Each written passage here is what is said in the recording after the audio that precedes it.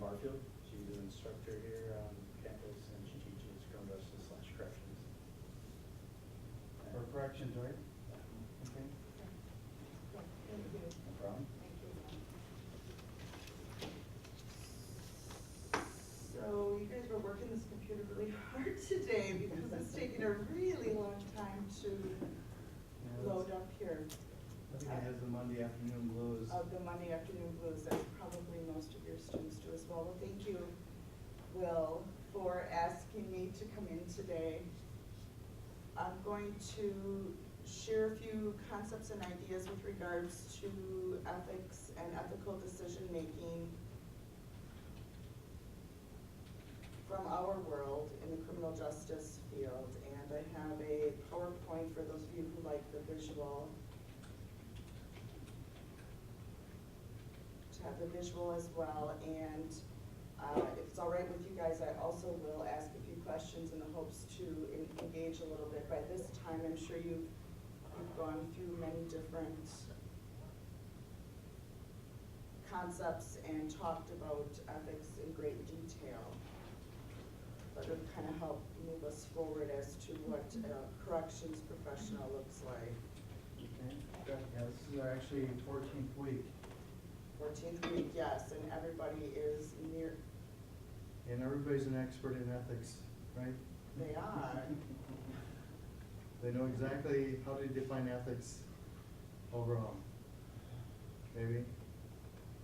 Okay, well, I've not seen this before. This is always the first and best thing to technology, folks, right?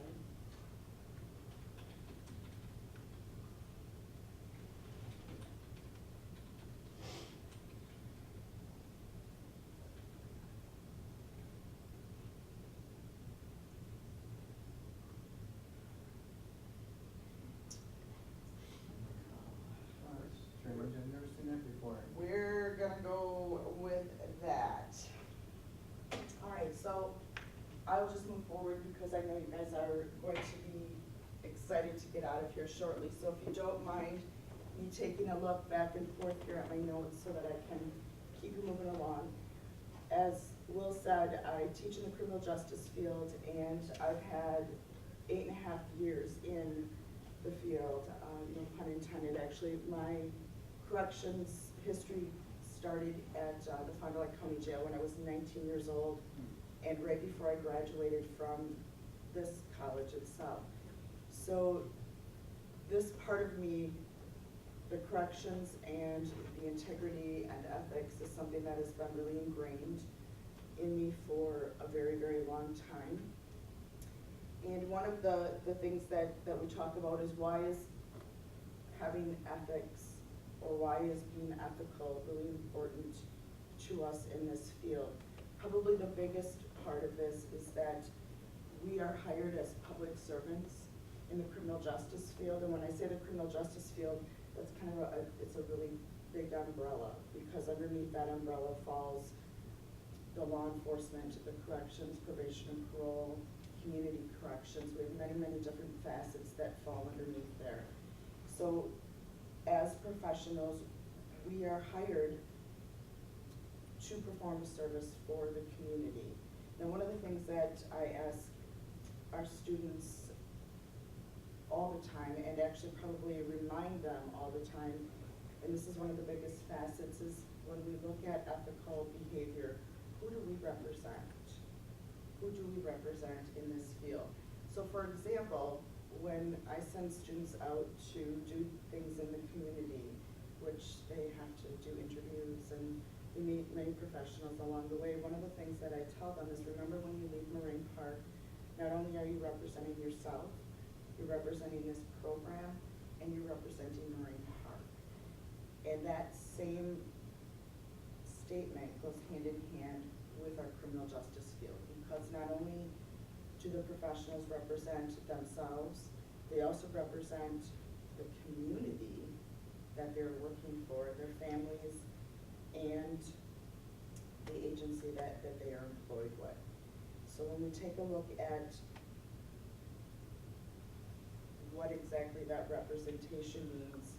I think that that's a huge thing for them to remember quite often. The other thing that we look at are some of the key concepts that have to go along with ethics and ethical decision making. And part of that is professionalism, moral commitment, and of course ethics. So when I ask each of you, what does a professional, or what is professionalism to you, are each of you able to come up with something in your mind immediately? And you want to share what professionalism, what does that look like to you? Do you want to share? Well, honestly, being Okay. honest. Somebody who's honest, You sure. know, sincerity and integrity. And integrity. Okay. Anybody else? Having respect for yourself and others. Okay. Anybody else care to share? Oh, thank you, both of you. A professional has to have knowledge in the area that they're going to be working in. And then they also have to have the skills to do their job.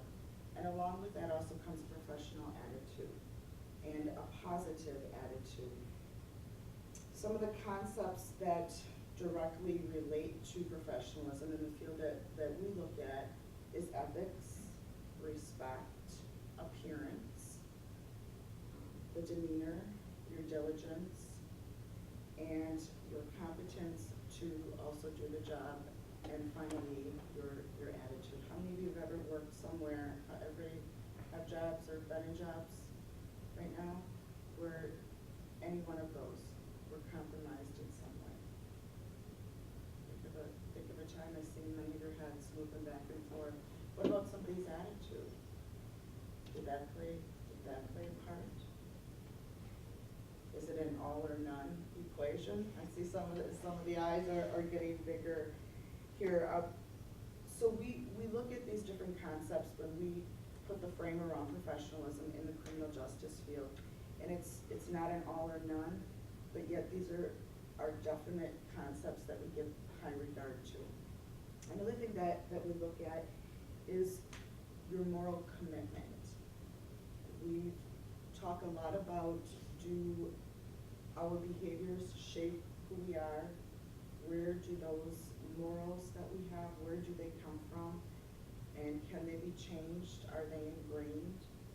And we do a lot of talking about different behaviors and moral concepts and how that refers to ethics in this field. Because as you can imagine, we don't always work with some of the very best population. Okay, so one thing is, if somebody makes a poor choice, does that mean that they're unethical? Does that mean that they're not professional? These are questions that we reflect upon and look at. The other thing is that when we use our moral commitment, it's having to make the right choices when nobody is watching. You guys have heard that before. Integrity is making the correct choices when nobody is watching. Do you do that? Or if somebody isn't right there next to you, would you make a different choice? I don't have to get into any of the media hoopla that's come up recently with the criminal justice field and law enforcement and corrections, and quite honestly, the good and the bad and the ugly goes through some of my news feeds almost daily, learning about this. So for me, it's a constant reminder of some of the issues that people are faced with and some of the decisions that they make. So when we talk about corrections and why we do what we do, or what governs what we do, we have kind of a code of ethics or an oath of honor, if you will, and those standards are set forth from the American Jail Association, the American Correctional Association. There's also the law enforcement oath, and all of those have pretty much the same themes that kind of roll through all of them together. And some of them have to do with integrity, communication, and respect for the public. We also talk a lot about professional demeanor and behavior, the protection of people, and treating people with dignity and respect.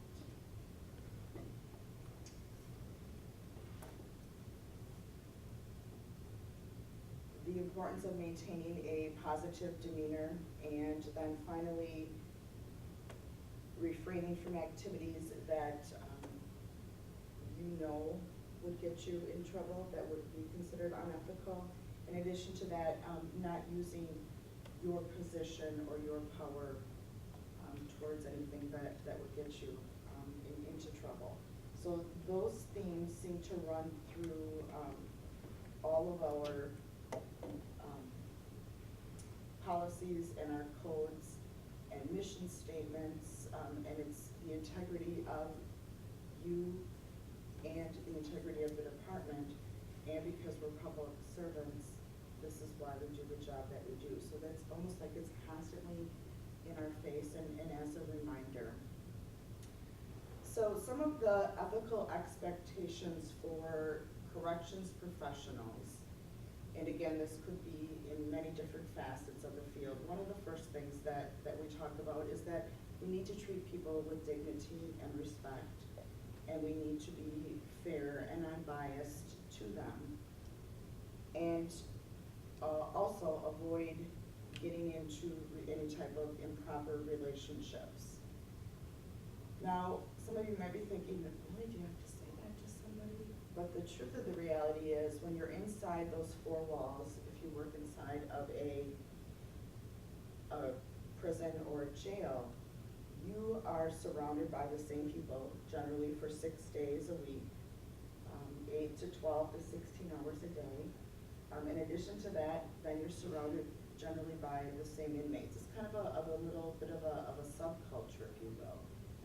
So you can imagine that there are people that have made poor choices being in those types of situations, and it is real.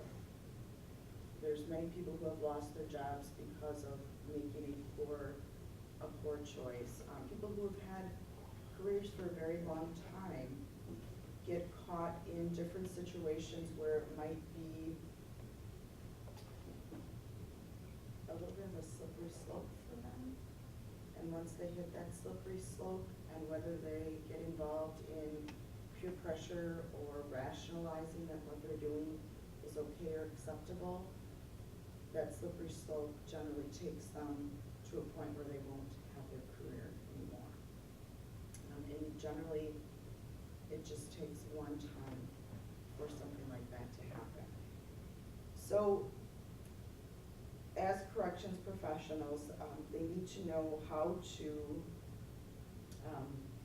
in addition to that, they need to know how to follow the policies and procedures of their organization and not get themselves in the situations. And by doing that, they need to know the laws and the standards and the policies. When I worked for Fond du Lac County, our policy manual was this big, and you were expected to know those parts of the job. So it is not anything that you memorize, but you learn what is expected of you, and you kind of go along with what those expectations are. So in addition to knowing those policies and procedures, it's also important to tell the truth, which seems quite obvious, right, to tell the truth. But why don't people tell the truth? They feel like they can lie and get away with it. Like, the fact that their lie might actually be believable and they wouldn't have to face any consequences. Okay, very well. That consequence is word is really what I was looking for. So, do we all make bad decisions or a wrong decision at some point in time? Yeah. The biggest thing in our field is that you need to take responsibility for those actions. And in addition to that, you also have an obligation not only to yourself, but to your coworkers as well.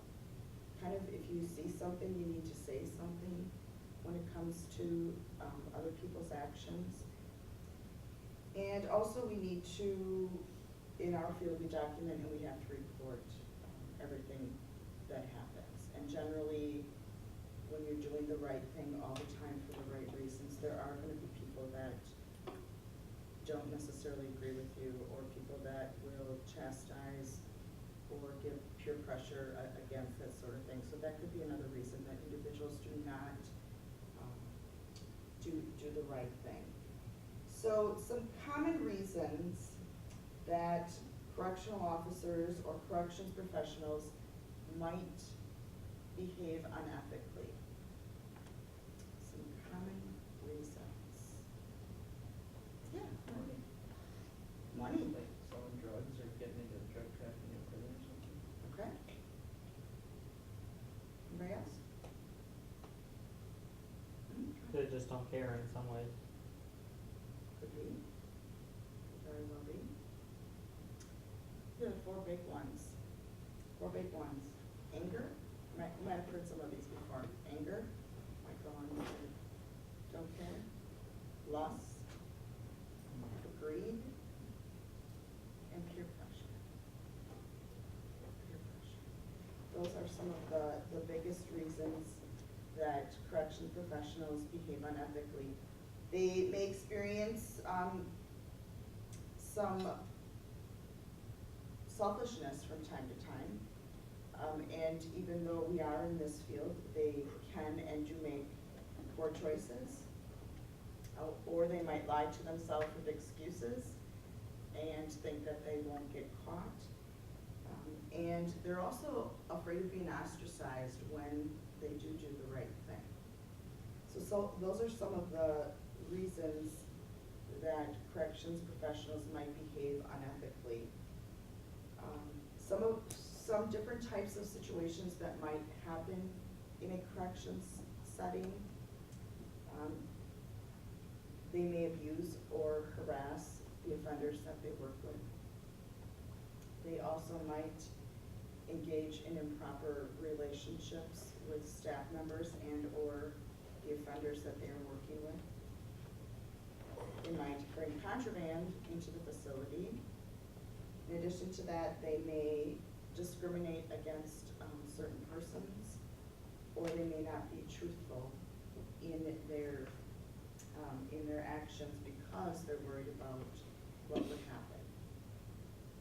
I found from my professional experience, when faced with a ethical decision, or when I've made a choice that maybe wasn't the best choice, the honesty and the integrity always prevailed. And what I mean by that is when you are interviewed with a detective and the lieutenant about an action and video recorded during that interview process, admitting that you were wrong about something and being honest and truthful will more than likely save your job, your career. During this particular thing that I was speaking of, the individual that was not honest and forthcoming, they lost their job. It was just really that simple, because we have a lot of discretion in the criminal justice field, as many of you know, and that discretion and or power and authority can affect many people in many different ways. So in addition to the unethical behaviors on duty, which can range from a high to a very low degree, I mean, somebody not being truthful about doing a round or being insubordinate. It can also be things such as spending time on the phone. I mean, that's considered unethical. Being on your computer, doing things that are not what you're supposed to be doing.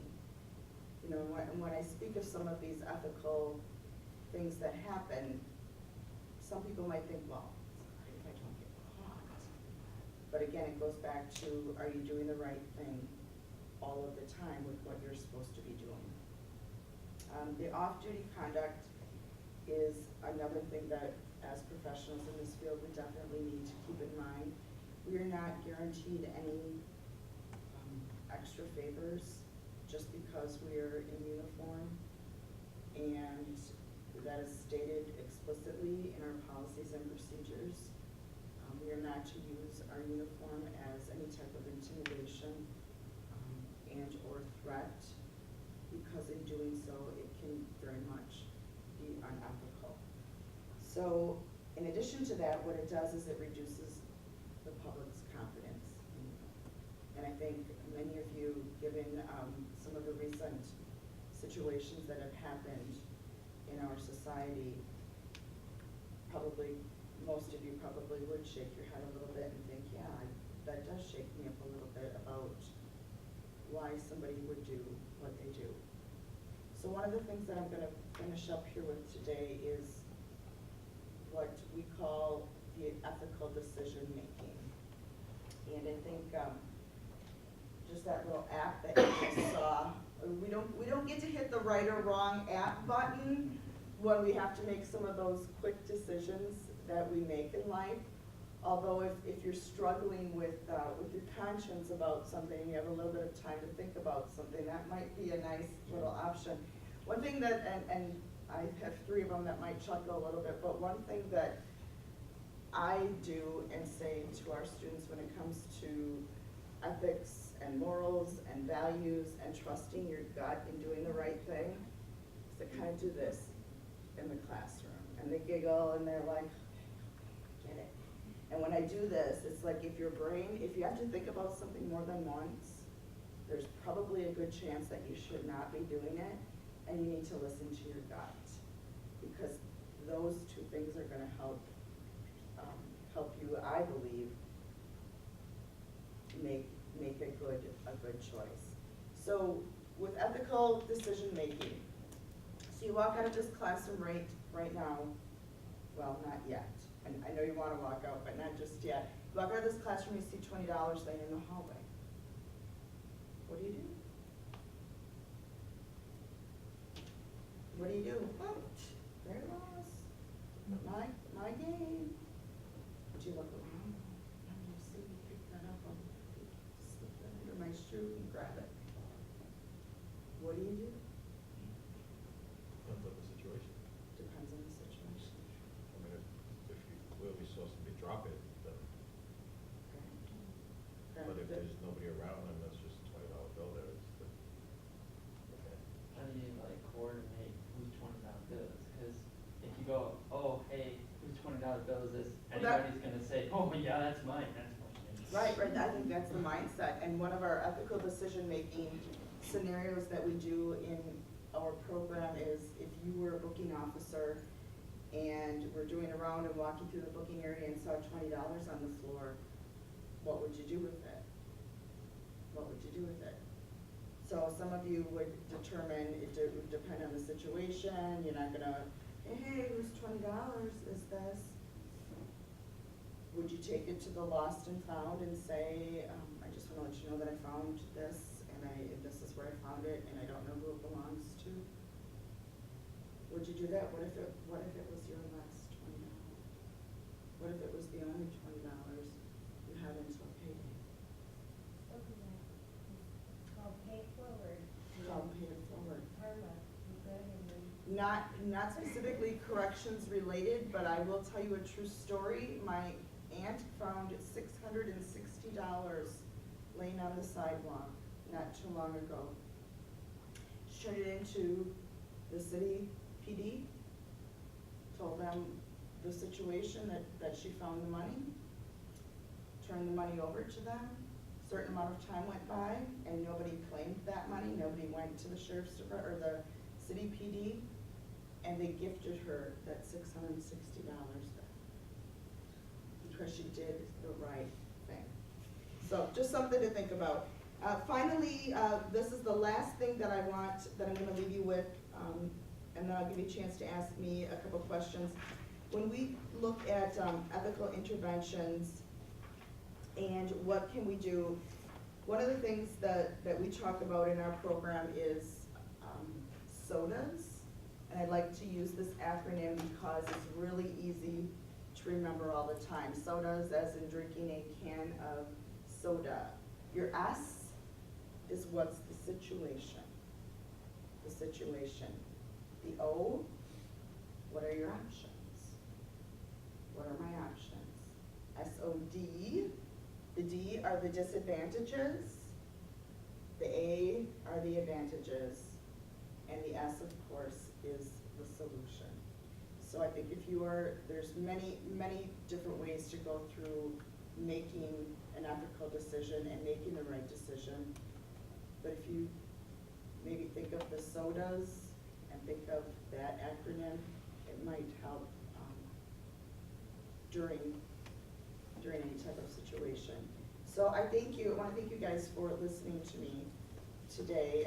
As I think you probably can agree, the ethics component of the criminal justice field doesn't vary that far from ethics in each of our lives, other than we have a certain policy and procedures and codes that we have to follow. So I think that determines who each of you are and what your policy and procedures and codes for life are going to be. Does anybody have any questions? Will. Okay, so. Did you ever disagree with the full decision of the supervisor, and what did you do? I'm feeling as if Will had this question asked to him last week during our career day. Well, thank you for asking, Will. Did I ever disagree with a supervisor, and what did I do? Absolutely, absolutely. So when faced with that situation, I consider myself personally to be a processor, thinker, to think things through a little bit. So when I don't agree with a situation from somebody, I first think it through. I'll go through the SODAs, Will, and think about what exactly is going on. I'll ask questions because I'm a why person, and I will confront that person, and I will ask them their point of view, and generally that will help me to be able to make my decision and what I'm gonna do. Does that help? Were you asked that question last week? No. Oh, okay. Um, It's interesting though that you do ask that, because time willing, how many of you have been through a behavioral-based interview and the interviewer says to you, tell me about a time when you've been faced with with a situation that compromised your ethical beliefs. Tell me about a time. Behavioral-based, they want a little scenario there.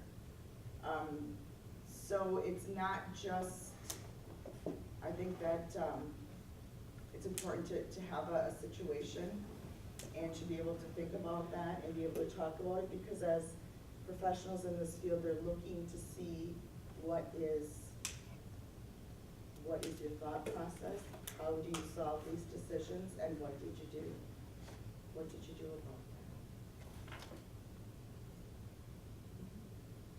I've had some students tell me who are in the corrections program as well as working for Waupun, and that Act 10 had a significant impact on the safety of guards over there, and some felt like they were compromised in terms of resources available to do their job well. What do you do then? That's a tough conversation for any of us actually that have been affected by Act 10. And as an educator being affected by Act 10, and as a corrections professional being affected by Act 10, you still cannot compromise that safety and security of that facility. Now, how do you determine what compromises the safety and security of a facility? Are you just as good 8 hours in or 16 hours in? I think that's a conversation that could go on and on forever. I don't see, my personal opinion is I'd like to believe that this pendulum will swing And right now, I believe partly because of Act 10, there have been people who have not gone into this field, or people that have been in the field for a really long time that have maybe retired earlier or moved on. I'm a firm believer that the pendulum will swing again. And those policies and procedures always trump everything. Anybody else? Okay. Thanks for having me, guys. Well, thank you. Have a